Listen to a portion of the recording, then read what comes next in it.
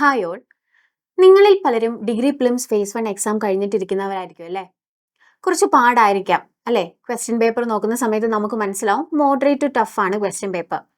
മെയിൻസിന് പഠിക്കണോ വേണ്ടയോ എന്ന് ആലോചിച്ചിരിക്കുന്ന ടൈം ആയിരിക്കും ഇത് അല്ലേ? കട്ട് ഓഫ് കയറുമോ എന്നറിയില്ല. അപ്പൊ നമുക്ക് ആലോചിക്കുമ്പോൾ തന്നെ മനസ്സിലാവും ഫേസ് 2ഉം ഫേസ് 3യും കഴിയാതെ നമുക്ക് പറയാൻ പറ്റില്ല. അപ്പൊ ഈ സമയം എങ്ങനെ പഠിക്കണം, അതോ പഠിക്കണോ വേണ്ടയോ എന്നൊക്കെയുള്ള ഒരു കൺഫ്യൂഷനിലായിരിക്കും നിങ്ങൾ. ഈ വീഡിയോയിൽ നമുക്ക് മെയിൻസിന് വരാൻ പോകുന്ന 5 എക്സാമുകൾ ഉണ്ടല്ലോ. Company board, university assistant, SBCID, excise, SA, ഇവിടെയൊക്കെ പഴയ എക്സാം സിലബസ് ഒന്ന് നോക്കിപ്പോയാലോ.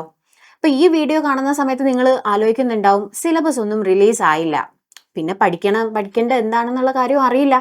അങ്ങനെ ആലോചിച്ചുകൊണ്ടിരിക്കുന്നവർക്ക് വേണ്ടിയുള്ള ഒരു വീഡിയോ ആണിത്. നമുക്ക് കഴിഞ്ഞ വർഷങ്ങളിൽ നടന്നിട്ടുള്ള അല്ലെങ്കിൽ ഈ എക്സാമുകളിൽ നടന്നിട്ടുള്ള സിലബസ് എടുത്തു വെച്ച് നോക്കാം. നമുക്ക് എന്തായാലും കലണ്ടർ വരാതെ ഇത് എന്താണ് സിലബസ് എന്നൊന്നും അറിയാൻ പറ്റില്ല. എങ്കിൽ പോലും നമുക്കൊരു ഐഡിയ ഉണ്ടാക്കിയെടുക്കാം. നമ്മൾ എവിടെയാണ് പഠിക്കേണ്ടത്, എങ്ങനെയൊക്കെയാണ് സിലബസ് കഴിഞ്ഞ തവണ വന്നിട്ടുള്ളത്, അങ്ങനെയുള്ള കാര്യങ്ങളൊക്കെ ഒന്ന് നോക്കിപ്പോവാം. അപ്പം നമുക്ക് ആദ്യം തന്നെ ഡിഗ്രി മെയിൻസിന്റെ സിലബസ് നോക്കുന്നതിന് മുന്നേ ജസ്റ്റ് പ്രിലിംസിന്റെ സിലബസ് ഒന്ന് നോക്കാം. നിങ്ങൾ എക്സാം എഴുതിയിരിക്കുന്നവരായിരിക്കും അല്ലേ? നമുക്ക് നന്നായി അറിയാം ഹിസ്റ്ററി ഉണ്ടായിരുന്നു, അതിലെന്തൊക്കെയുള്ളത്, മോഡേൺ ഇന്ത്യ ഉണ്ട്, വേൾഡ് ഉണ്ട്, കേരള ഉണ്ട്, പോസ്റ്റ് ഇൻഡിപെൻഡൻസ് ഉണ്ട്, ഇതെല്ലാം നിങ്ങൾ പഠിച്ചിട്ടുണ്ടാവും. ജോഗ്രഫി ആണെങ്കിൽ വേൾഡ്, ഇന്ത്യൻ, കേരള പഠിച്ചിട്ടുണ്ട്. എക്കണോമിക്സിന് 5 മാർക്കായിരുന്നു. സിവിക്സ്, ഇന്ത്യൻ കോൺസ്റ്റിറ്റ്യൂഷൻ, നമ്മൾ ഇതിന് എന്താ പറയുക, നമ്മൾ മിക്കവാറും പൊളിറ്റി എന്നാണ് പഠിക്കുക അല്ലേ? പിന്നെ art, literature, culture, sports 10 mark ഉണ്ടാവുന്നു. Basics of computer science and technology, പിന്നെ നമ്മൾ ഈ പറയുന്ന MEM അല്ലേ, നമ്മുടെ തുറുപ്പ് ചീട്ട് MEMന് ഇത്രയും മാർക്ക് ഉണ്ടായിരുന്നു, 50 മാർക്ക് ഉണ്ടായിരുന്നു ഇല്ലേ? ഇങ്ങനെയായിരുന്നു നിങ്ങൾ പഠിച്ചു വന്ന പ്രിലിംസിന്റെ സിലബസ്. ഇതേ സബ്ജക്റ്റുകൾ തന്നെ ആയിരിക്കും മെയിൻസിലേക്ക് വരുമ്പോഴും നമുക്ക് പഠിക്കാനുള്ളത്. ഇതിന്റെ കൂടെ എന്തുണ്ടാവും? കുറച്ച് സ്പെഷ്യൽ ടോപ്പിക്സ് ഉണ്ടാവും ഇല്ലേ? അപ്പൊ ഇതിൽ പറയുന്ന history, geography, economics, civics, Indian constitution, basics of computer, art, literature, culture, sports ഒക്കെ നമ്മൾ അങ്ങോട്ട് പോകുന്ന സമയത്ത് ഓരോ സിലബസ് എടുത്തു വെച്ച് നോക്കുമ്പോഴും നമുക്ക് കാണാം ഇവരൊക്കെ അവിടെ തന്നെ ഉണ്ടാവും. അപ്പൊ എനിക്ക് ആദ്യമേ പറയാനുള്ളത് എന്താ, നിങ്ങൾ ഈ സബ്ജക്റ്റുകളിൽ ഏതെങ്കിലും സബ്ജക്റ്റിൽ നോളേജ് ലാക്ക് ചെയ്യുന്നുണ്ട്, ക്ലാരിറ്റി കുറവുണ്ട്, നിങ്ങളിപ്പോൾ പ്രിലിംസ് പാസ്സാവാണ്, പക്ഷെ പ്രിലിംസിന് MEM ഉണ്ട് നമ്മളെ ഇത്രത്തോളം സപ്പോർട്ട് ചെയ്യാൻ. പക്ഷെ മെയിൻസ് വരുന്ന സമയത്ത് കഴിഞ്ഞ വർഷങ്ങളിലെ സിലബസ് എടുത്തു വെച്ച് നോക്കുന്ന സമയത്ത് MEMന്റെ വെയിറ്റേജ് മെയിൻസ് വരുമ്പോൾ കുറച്ച് കുറയും അല്ലേ? അപ്പം MEM മാത്രം നോക്കിയിരുന്ന കാര്യങ്ങൾ നടക്കില്ല. So history, geography, economics, civics, Indian constitution, പിന്നെ art, literature, culture, sports, basics of computer, science and tech. ഇതിൽ സയൻസ് ആൻഡ് ടെക്കിന് ഒരു മാറ്റം വരും, അങ്ങോട്ട് പോകുമ്പോൾ പറഞ്ഞുതരാം.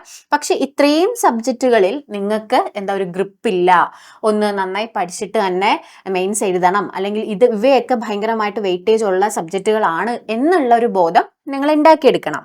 ഇനി മെയിൻസിലേക്ക് വരുന്ന സമയത്ത് ഈ സബ്ജക്റ്റുകൾ അല്ലാതെ നിങ്ങൾ അറിഞ്ഞിരിക്കേണ്ടതായിട്ടുള്ള ഒരു 3-4 സബ്ജക്റ്റുകൾ ഉണ്ട്. എന്താണത്? Kerala governance and system of administration, life science and public health, physics, chemistry. ഇതിൽ SIയുടെ സിലബസ് ഒഴികെ ബാക്കി ഏത് സിലബസ് എടുത്താലും, ഇപ്പൊ നിങ്ങൾ യൂണിവേഴ്സിറ്റി അസിസ്റ്റന്റ് എടുക്കാണ്, കമ്പനി ബോർഡ് എടുക്കാണ്, SBCID എടുക്കാണ്, എക്സൈസ് എടുക്കാണ്, ഇവയിലെല്ലാം ഈ 4 സബ്ജക്റ്റുകൾ നിങ്ങൾക്ക് കാണാൻ പറ്റും.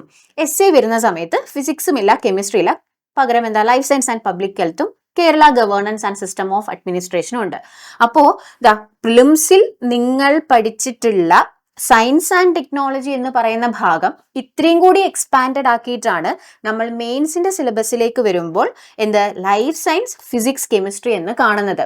സോ ഇത്രയും കൂടി ഇൻഡെപ്ത് ആയിട്ട് പഠിച്ചു പോകണം. നിങ്ങൾ സയൻസ് ബാക്ക്ഗ്രൗണ്ടിൽ ഇല്ലാത്ത കുട്ടികളാണെന്നുണ്ടെങ്കിൽ ദയവേത് ഈ ഭാഗങ്ങൾ നന്നായി തന്നെ നോക്കിയിട്ട് വേണം പോകാൻ. പിന്നെ Kerala governance and system of administration, അങ്ങോട്ട് പോകുന്ന സമയത്ത് ഞാൻ സിലബസ് കാണിച്ചു തരാം. ഈ ഭാഗത്ത് സിസ്റ്റം ഓഫ് അഡ്മിനിസ്ട്രേഷൻ നമ്മൾ സിവിക്സിൽ പഠിച്ചിട്ടുണ്ട്. ഈ സിലബസിൽ സിവിക്സ് എന്ന് പറയുന്ന ഒരു ഭാഗം കണ്ടില്ലേ? ഈ ഭാഗത്തുള്ള 5 മാർക്ക് തന്നെയാണ്. പക്ഷേ ഇപ്പം നിങ്ങൾ ഈ ഗവേണൻസിന്റെ കാര്യങ്ങളൊക്കെ പഠിച്ചിട്ടുണ്ടാവും അല്ലെ?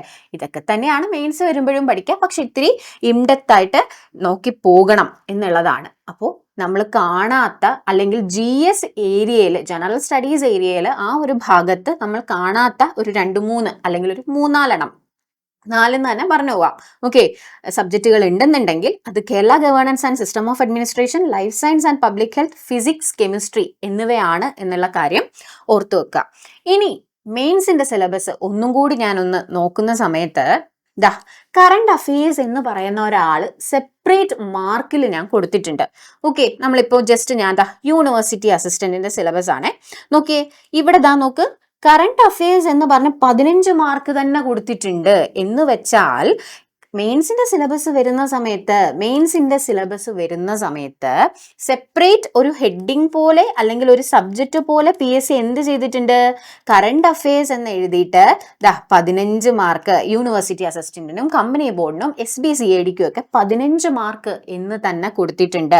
സബ് ഇൻസ്പെക്ടർ ഓഫ് പോലീസിന്റെ അവിടെ സെപ്പറേറ്റ് കറണ്ട് അഫയേഴ്സിന് 5 മാർക്ക് കൊടുത്തിട്ടുണ്ട്.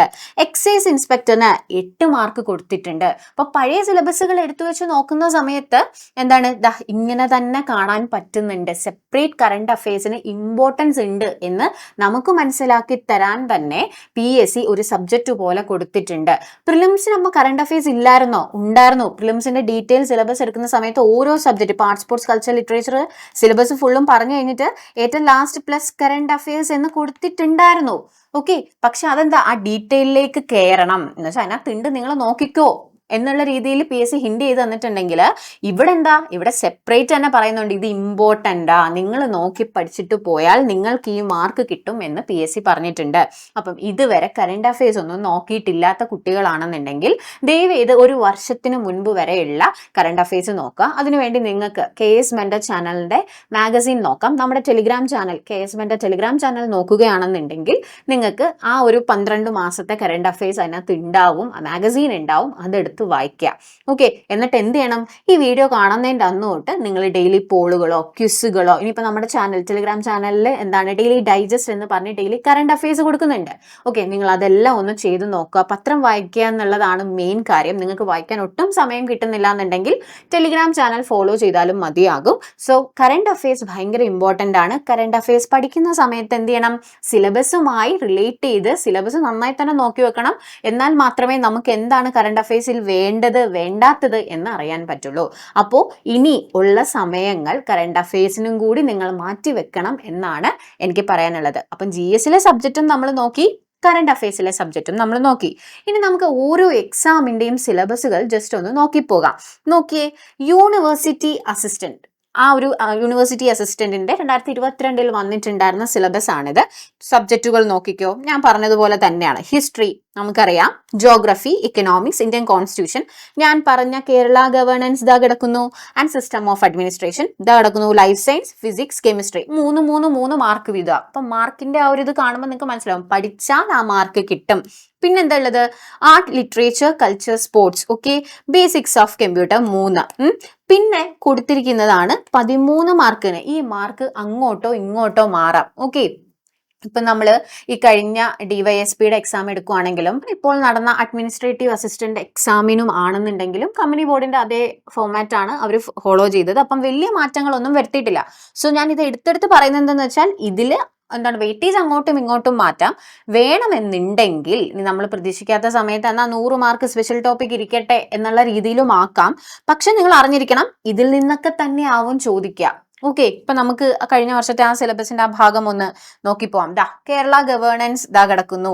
ഇതിൽ നിങ്ങൾ പ്രിലിംസിന്റെ ലെവലിൽ തന്നെ ഈ ഗവേണൻസിന്റെ ഭാഗമൊക്കെ പഠിച്ചിട്ടുണ്ടാവും, അഡ്മിനിസ്ട്രേറ്റീവ് ഡിസ്ക്രിപ്ഷന്റെ ഭാഗം പഠിച്ചിട്ടുണ്ടാവും, വാട്ടർ ഷെഡ് മാനേജ്മെന്റ് പഠിച്ചിട്ടുണ്ടാവും. അപ്പൊ ആ ഭാഗങ്ങളൊക്കെ അവിടെ കവേർഡ് ആണ്. ഇനി സ്പെഷ്യൽ ടോപ്പിക് ആയിട്ടുള്ള education policy, act and commission എന്ന് പറയുന്ന ഭാഗം കഴിഞ്ഞ തവണ 2 ഭാഗങ്ങളായിട്ട് യൂണിറ്റ് 1 ആൻഡ് യൂണിറ്റ് 2 എന്നുള്ള രീതിയിൽ 2 ഭാഗങ്ങളായിട്ടാണ് എടുത്തിട്ടുണ്ടായിരുന്നത്. ഇതിന്റെ ഡീറ്റെയിൽ എക്സ്പ്ലനേഷൻ, ഇതിൽ നിന്ന് എന്തൊക്കെയാ ചോദിച്ചതെന്നൊക്കെ ഉള്ളത് നമ്മൾ ഇപ്പോൾ തന്നെ യൂട്യൂബില് വീഡിയോ അപ്പാക്കിയിട്ടുണ്ടായിരുന്നു. അപ്പൊ നിങ്ങൾ അതൊന്ന് നോക്കണം. നമ്മുടെ രാജീവ് സാറ് അത് പറഞ്ഞു തരുന്നുണ്ട്. സോ യൂണിവേഴ്സിറ്റി അസിസ്റ്റന്റിന്റെ ഭാഗം വരുന്ന സമയത്ത് 13 മാർക്കാണ്. വേണമെങ്കിൽ അവർ 100 മാർക്കിന് സ്പെഷ്യലി ചോദിച്ചാലും ഇതൊക്കെ തന്നെ ആവും ചോദിക്കാൻ ചാൻസ് ഉള്ളത് എന്നുള്ള കാര്യം നിങ്ങൾ ഓർത്ത് വെക്കുക. ഇനി ഇതിൽ കൂടുതൽ എന്ത് കൊണ്ടുവരാൻ പറ്റും എന്നുള്ളത് നമുക്ക് ആലോചിക്കാം, അല്ലേ? അപ്പൊ അതൊന്ന് മനസ്സിൽ വെച്ചേക്കുക. അപ്പൊ യൂണിവേഴ്സിറ്റി അസിസ്റ്റന്റിന്റെ കഴിഞ്ഞ വർഷത്തെ ആ ഒരു സിലബസ് ആണ്. ഇതിൽ കറണ്ട് അഫയേഴ്സിന്റെ വെയിറ്റേജ് ഞാൻ പറഞ്ഞു. പിന്നെ MEMന്റെ വെയിറ്റേജ് എന്തായി മാറും, 30ലേക്ക് മാറുന്നതായിട്ടും നമുക്ക് കാണാൻ പറ്റും. ഇനി യൂണിവേഴ്സിറ്റി അസിസ്റ്റന്റ് കഴിഞ്ഞാൽ നമുക്ക് എടുത്ത് പറയേണ്ടതായിട്ടുള്ള രണ്ട് എന്താണ് ഒഴിവുകളാണ് അല്ലെങ്കിൽ ജോലികളാണ് കമ്പനി ബോർഡ് അസിസ്റ്റന്റും SBCID എന്നുള്ളത്. കഴിഞ്ഞ തവണ ഇതിന് രണ്ടിനും ഒരേ സിലബസ് തന്നെ ആയിരുന്നു ഉണ്ടായിരുന്നത്. ഇവിടെ നോക്കിയേ, history, geography, economics, Indian constitution, Kerala governance. അപ്പം നിങ്ങൾ ഒന്നിൽ കൂടുതൽ എക്സാമ്പിൾ ഇപ്പോൾ യൂണിവേഴ്സിറ്റി അസിസ്റ്റന്റ്, കമ്പനി ബോർഡും എല്ലാം നിങ്ങൾ ക്വാളിഫൈ ചെയ്യുകയാണെന്നുണ്ടെങ്കിൽ നിങ്ങൾക്ക് ഭയങ്കര ഈസി ആയിട്ട് അത് കയറാൻ പറ്റും. കേരള ഗവർണൻസ് നിങ്ങൾക്ക് ഇപ്പോൾ മനസ്സിലായില്ലേ? ഈ സിലബസ് പറയുമ്പോൾ നിങ്ങൾക്ക് മനസ്സിലാവുന്നുണ്ടാവും. History, geography, economics, Indian constitution എല്ലായിടങ്ങളിലും എന്താ കേരള ഗവർണൻസ് ഉണ്ട്, life science and public health ഉണ്ട്, ഫിസിക്സ് ഉണ്ട്, കെമിസ്ട്രി ഉണ്ട്, ആർട്ട് ലിറ്ററേച്ചർ ഉണ്ട്. കണ്ടോ, ആ മാർക്കിന്റെ വെയിറ്റേജ് ഭയങ്കര എന്താ പറയാ ഈക്വൽ ആണ്. എവിടെയാണ് ഇവർ ഈ മാറ്റി തിരിച്ചൊക്കെ വെക്കുന്നത്? ഇവിടെ ഇത് കണ്ടോ, ഇവിടെ വരുമ്പോൾ ഒരു ഇമ്പോർട്ടന്റ് ആക്ട് ഉണ്ട് കമ്പനി ബോർഡ് വരുന്ന സമയത്ത്. അതും വെയിറ്റേജ് കുറവായിട്ടാണ് കഴിഞ്ഞ തവണ നടത്തിയിട്ടുള്ളത്. 5 മാർക്കായിരുന്നു. ഓക്കെ, 5 മാർക്കായിരുന്നു. പിന്നെ എന്താ കറണ്ട് അഫയേഴ്സിന് 15, ഇവിടെ MEMന് പിന്നെയും 30.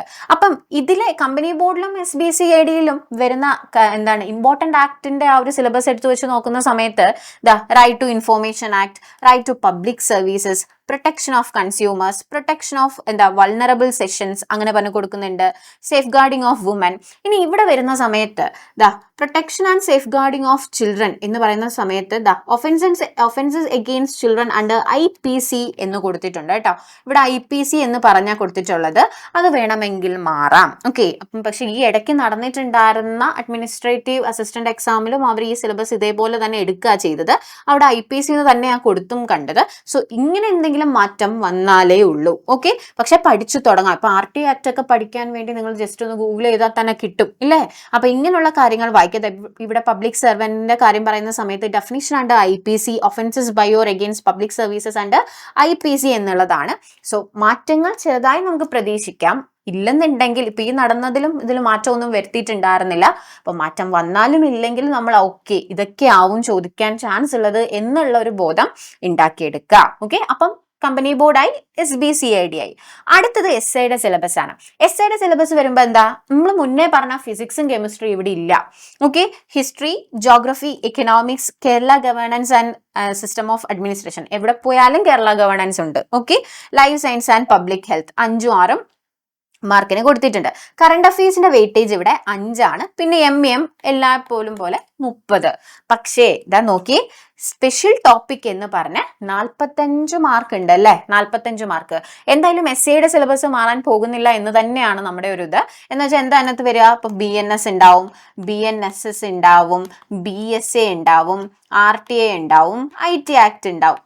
മെയിൻലി ഇത്രയും ആയിരിക്കും സ്പെഷ്യൽ ടോപ്പിക്കിൽ കയറി വരിക. അവിടെയാണ് ഇവിടെ ഏറ്റവും കൂടുതൽ വെയിറ്റേജ് പോകുന്നത്. 45 മാർക്കാണ് അല്ലെ? അപ്പം SIയുടെയും എക്സൈസ് ഇൻസ്പെക്ടറും എങ്ങനെ പഠിക്കണം എന്നുള്ളത് അബിൻ സാറിന്റെ വീഡിയോയിൽ ഡീറ്റെയിലി പറയുന്നുണ്ട്. പക്ഷേ ജനറലി നോക്കുന്ന സമയത്ത് ബാക്കിയുള്ള ഇപ്പൊ നമ്മൾ പറയുന്ന കമ്പനി ബോർഡ് എടുക്കുമ്പോഴും യൂണിവേഴ്സിറ്റി അസിസ്റ്റന്റ് എടുക്കുമ്പോഴും SBCID എടുക്കുമ്പോഴും അവിടുത്തെ ഇമ്പോർട്ടന്റ് ടോപ്പിക് അല്ലെ സ്പെഷ്യൽ ടോപ്പിക്കിനെ കാട്ടി വെയിറ്റേജ് ഉണ്ട് ഇവിടെ എന്താ SIയിലേക്ക് വരുമ്പോൾ എന്നുള്ള കാര്യം ഓർക്കുക. ഡീറ്റെയിൽ സിലബസ് അബിൻ സാറിന്റെ വീഡിയോ കണ്ടാൽ മതി. ഇനി അടുത്തത് എന്താ?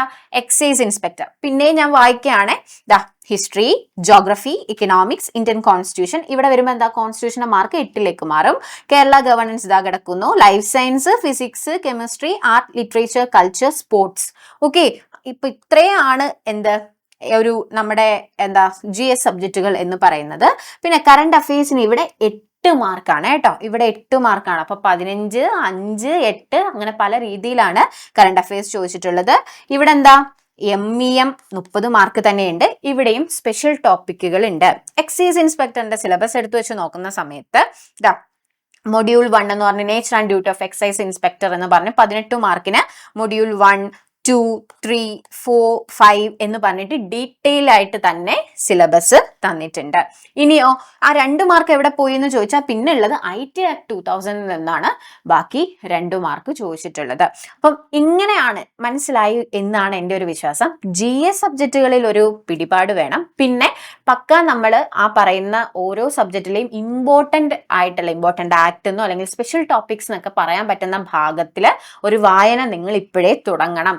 എന്നാലേ റിസൾട്ട് വന്നു കഴിഞ്ഞിട്ട് പിന്നെ ആ ഒരു ഓട്ടം കുറയ്ക്കാൻ പറ്റുള്ളൂ കേട്ടോ. അപ്പൊ ഇത്രയും കാര്യങ്ങൾ നോക്കുക. ഒരുവിധം നിങ്ങൾക്ക് മനസ്സിലായില്ലേ GS സബ്ജക്റ്റുകളിൽ എത്രത്തോളം ഗ്രിപ്പാണ്. അപ്പൊ ഈ പറഞ്ഞ എല്ലാ ഇടങ്ങളിലും നമ്മൾ വായിച്ചിട്ട് കണ്ടിട്ടുള്ള സബ്ജക്റ്റുകളാണ് history, geography, economics, Indian constitution, Kerala governance, life science and public health, physics, chemistry എന്നൊക്കെയുള്ളത്.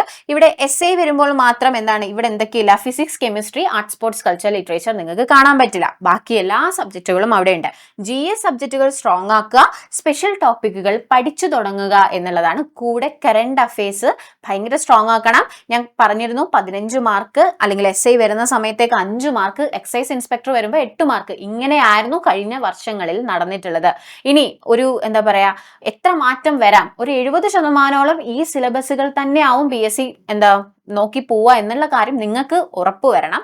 അല്ലാതെ ഇനി ഇത് ഫുള്ളും മാറ്റി PSC പുതിയൊരു സിലബസ് ഇറക്കും എന്നൊന്നും നമുക്ക് തോന്നുന്നില്ല. സോ അതാ ഒരു ഗ്രിപ്പ് വേണം. ഇവൻ എസ്ഐ ഒക്കെ ആണെങ്കിൽ മാറ്റങ്ങൾ വരാനുള്ള സാധ്യത വളരെ വളരെ കുറവാണ്. അപ്പൊ നിങ്ങൾ എസ്ഐക്ക് വേണ്ടി പ്രിപ്പയർ ചെയ്യുന്ന കുട്ടികളാണെന്നുണ്ടെങ്കിൽ പഠിച്ചു തുടങ്ങിക്കോളുക. അപ്പോൾ ഇത്രയും കാര്യങ്ങൾ മനസ്സിലായി എന്നാണ് എൻ്റെ ഒരു വിശ്വാസം. ഇനി എനിക്ക് നിങ്ങളോട് പറയാനുള്ളത് നമ്മുടെ സെക്രട്ടേറിയറ്റ് അസിസ്റ്റന്റ് റിസൾട്ട് നിങ്ങൾ എല്ലാവരും കണ്ടിട്ടുണ്ടാവും അല്ലെ. അപ്പൊ നമ്മൾ എന്തായാലും അടുത്ത മെയിൻസ് കോഴ്സുകൾക്ക് വേണ്ടിയുള്ള ബാച്ചസ് ഓൾറെഡി സ്റ്റാർട്ട് ചെയ്ത് കഴിഞ്ഞു. നമ്മുടെ കമ്പനി ബോർഡും യൂണിവേഴ്സിറ്റി അസിസ്റ്റന്റും എക്സൈസും SAയും എല്ലാം റണ്ണിങ് ആണ്. സോ നിങ്ങൾക്ക് ജോയിൻ ചെയ്യാൻ താല്പര്യമുണ്ട്, KS Menon ഭാഗമാകാൻ താല്പര്യമുണ്ടെന്നുണ്ടെങ്കിൽ എന്തായാലും ഡു കോൺടാക്ട് അവർ നമ്പർ. അപ്പൊ നമുക്ക് എന്തായാലും അടുത്തൊരു ക്ലാസ്സിൽ കാണാം. Till then we meet. By.